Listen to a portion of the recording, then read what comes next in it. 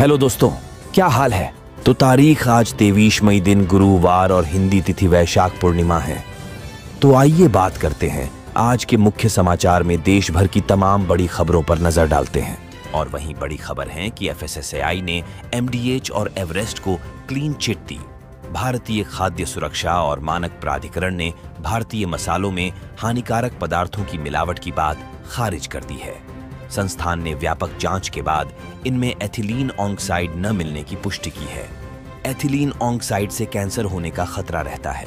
और वहीं दिल्ली के मुख्यमंत्री अरविंद केजरीवाल ने आप सांसद स्वाति मालीवाल से मारपीट के मामले में पहली प्रतिक्रिया देते हुए कहा है कि इस मामले के 2 वर्जन हैं। केजरीवाल ने पीटीआई से कहा, पुलिस को दोनों वर्जन की निष्पक्षता से जांच करनी चाहिए।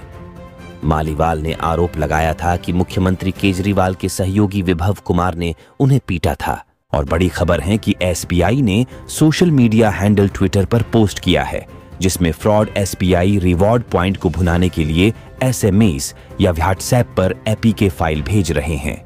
कृपया ध्यान दें कि एसबीआई कभी भी एसएमएस या व्हाट्सएप पर लिंक या आमंत्रित एपीके फाइल नहीं भेजता है। ऐसे किसी भी लिंक पर क्लिक नहीं करें और अज्ञात फाइल को डाउनलोड ना करें। और वहीं दिल्ली अग्निशमन सेवा ने बुधवार को कहा कि केंद्रीय गृह मंत्रालय ऑफिस को बम से उड़ाने की धमकी वाला एक ईमेल मिला है। बकौल पुलिस, दमकल की गाड़ियां व बम निरोधक दस्ते की टीम मौके पर मौजूद हैं। रिपोर्ट्स के अनुसार द्वारका सेक्टर 11 स्थित सिटी सेंटर मॉल को भी बम से उड़ाने की धमकी दी गई है। और वहीं अगली बड़ी खबर है कि बिहार बीजेपी ने काराकाट लोकसभा सीट से बतौर निर्दलीय प्रत्याशी चुनाव लड़ रहे भोजपुरी एक्टर पवन सिंह को बुधवार को पार्टी से निष्कासित कर दिया। पार्टी ने पवन सिंह के नाम जारी पत्र में लिखा, आप एनडीए के अधिकृत प्रत्याशी के खिलाफ चुनाव लड़ रहे हैं। आपका यह कार्य दल विरोधी है। इससे पार्टी की छवि धूमिल हुई है। और वहीं बॉलीवुड अभिनेता शाहरुख खान की अचानक तबीयत बिगड़ गई है। वह आईपीएल की अपनी टीम केकेआर को सपोर्ट करने गुजरात के अहमदाबाद पहुंचे थे। इस बीच उन्हें लू लग गई, जिसके बाद अभिनेता को बुधवार को अहमदाबाद के केडी अस्पताल में भर्ती कराया गया। और बड़ी खबर है कि आरबीआई वित्त वर्ष 2023-24 के लिए केंद्र सरकार को रिकॉर्ड 2.1 लाख करोड़ रुपए का लाभांश देगा। यह राशि इससे पिछले वित्त वर्ष 2022-23 के लिए केंद्र सरकार को आरबीआई द्वारा भुगतान किए गए लाभांश के 2 गुने से भी अधिक है। आरबीआई ने बताया कि उसके केंद्रीय निदेशक मंडल की 608वीं बैठक में यह फैसला लिया गया है। और वहीं पूर्व पाकिस्तानी कप्तान वसीम अकरम ने कहा है कि गौतम गंभीर भारतीय पुरुष क्रिकेट टीम का हेड कोच बनने के लिए सबसे बेस्ट कैंडिडेट हैं। केकेआर के पूर्व गेंदबाजी कोच अकरम ने कहा, गंभीर साफ और 2 टूक बोलते हैं। अकरम ने कहा कि जीटी के हेड कोच आशीष नेहरा व वीवीएस लक्ष्मण भी अन्य विकल्प हो सकते हैं। और उधर प्रधानमंत्री नरेंद्र मोदी ने न्यूज 18 इंडिया को दिए इंटरव्यू में कहा है, जब तक मां जिंदा थी तो लगता था कि शायद मैं बायोलॉजिकली पैदा हुआ हूं। उनके निधन के बाद आश्वस्त हो चुका हूं कि परमात्मा ने मुझे भेजा है। उन्होंने कहा, यह ऊर्जा बायोलॉजिकल शरीर से नहीं मिली है, ईश्वर को मुझसे काम लेना है।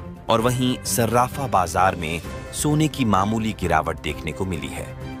India Boolean and jewellers association की वेबसाइट के मुताबिक कारोबार के दौरान 10 ग्राम सोना 100 रुपए सस्ता होकर 74,114 रुपए पर आ गया है। हालांकि चांदी आज ओनल टाइम हाई पर पहुंच गई है। ये 221 रुपए महंगी होकर 93,094 रुपए प्रति किलोग्राम पर पहुंच गई है। और वहीं राजस्थान रॉयल्स ने बुधवार को अहमदाबाद के नरेंद्र मोदी स्टेडियम में एलिमिनेटर में रॉयल चैलेंजर्स बेंगलुरु को 4 विकेट से हराकर आईपीएल 2024 से बाहर कर दिया। आरसीबी ने 172 का स्कोर बनाया था, जिसे आरआर ने 19 ओवरों में हासिल कर लिया। अब शुक्रवार को क्वालिफायर 2 में आरआर का मुकाबला एसआरएच से होगा। और अब करंट अफेयर्स से जुड़ी खबरें देखते हैं। आयरलैंड, नॉर्वे और स्पेन ने फिलिस्तीन को राष्ट्र मान्यता दी।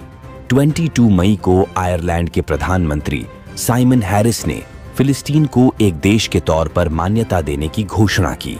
नॉर्वे के साथ ही स्पेन ने भी फिलिस्तीन को आधिकारिक तौर पर मान्यता देने का ऐलान किया। और वहीं खबर है कि दुनिया का सबसे महंगा पंख नीलाम हुआ।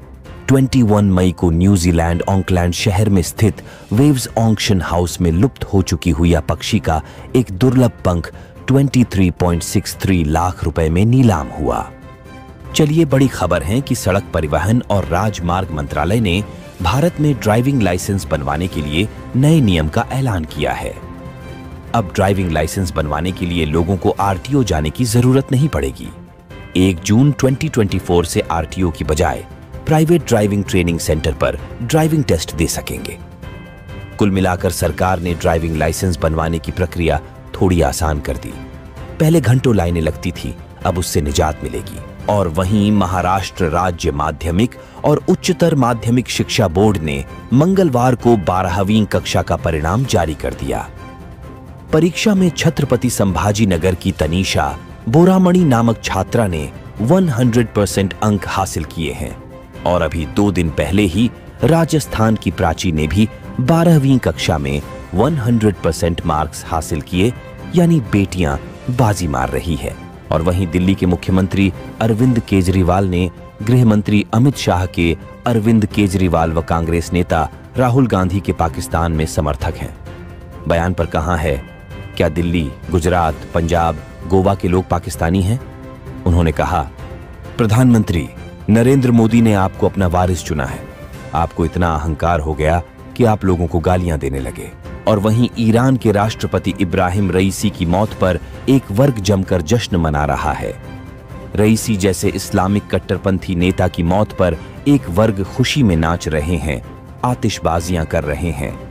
यह जश्नबाजी सिर्फ देश में ही नहीं बल्कि विदेशों में रहने वाले ईरानी भी कर रहे हैं। और राजस्थान के मंत्री किरोड़ी लाल मीणा ने मुख्यमंत्री भजन लाल शर्मा को पत्र लिखकर राज्य भंडार निगम पर अरबों रुपयों के घोटाले का आरोप लगाया है। वह सरकार के एक प्रोजेक्ट में 1146 करोड़ रुपए की गड़बड़ी की आशंका जता चुके हैं। बकौल रिपोर्ट्स मीणा कई बार इस्तीफे की बात कह चुके हैं और आलाकमान तक नाराजगी का संदेश देना चाहते हैं। और वहीं स्वाति मालीवाल के मामले एएपी का कहना है, उन्होंने ये सब कुछ बीजेपी के इशारे पर किया है। अब स्वाति ने ट्वीट कर पलटवार किया है। उन्होंने कहा कि कल से दिल्ली के मंत्री झूठ फैला रहे हैं कि मुझ पे एफआईआर हुई है, इसलिए बीजेपी के इशारे पर मैंने ये सब किया। उन्होंने कहा कि कंप्लेंट देने तक मैं इनके हिसाब से लेडी सिंघम थी और आज बीजेपी एजेंट बन गई। पूरी ट्रोल आर्मी मुझ पे लगा दी गई क्योंकि मैंने सच बोला। और वहीं प्रधानमंत्री नरेंद्र मोदी ने महाराजगंज, बिहार में चुनावी जनसभा में कहा है, विपक्षी गठबंधन का मंच राजनीतिक मंच नहीं, लाखों करोड़ों के घोटालेबाजों का सम्मेलन है। उन्होंने कहा कि मंच पर 20 लाख करोड़ रुपए के घोटालेबाज एक साथ बैठते हैं। जब ये इकट्ठा होते हैं तो इनमें 3 बुराइयां नजर आती हैं। इनमें गैर सांप्रदायिक, जातिवादी और परिवारवाद शामिल हैं। और वहीं दिल्ली हाईकोर्ट ने शराब नीति केस में सीबीआई और ईडी द्वारा दर्ज मामलों में आप नेता मनीष सिसोदिया की जमानत याचिका को मंगलवार को खारिज कर दिया। हाईकोर्ट ने कहा कि सिसोदिया मामले में जरूरी सबूतों को मिटाने के कृत्य में शामिल थे।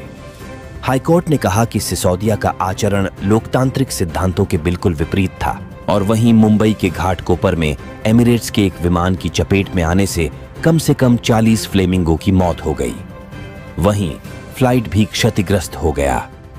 एक वन्य जीव कल्याण समूह के सदस्य ने मंगलवार को इस घटना के बारे में जानकारी दी। तो चलिए दोस्तों, अब न्यूज रूम को विराम देते हैं और जिन लोगों ने अभी तक चैनल को सब्सक्राइब नहीं किया वो प्लीज चैनल को सब्सक्राइब कर ले।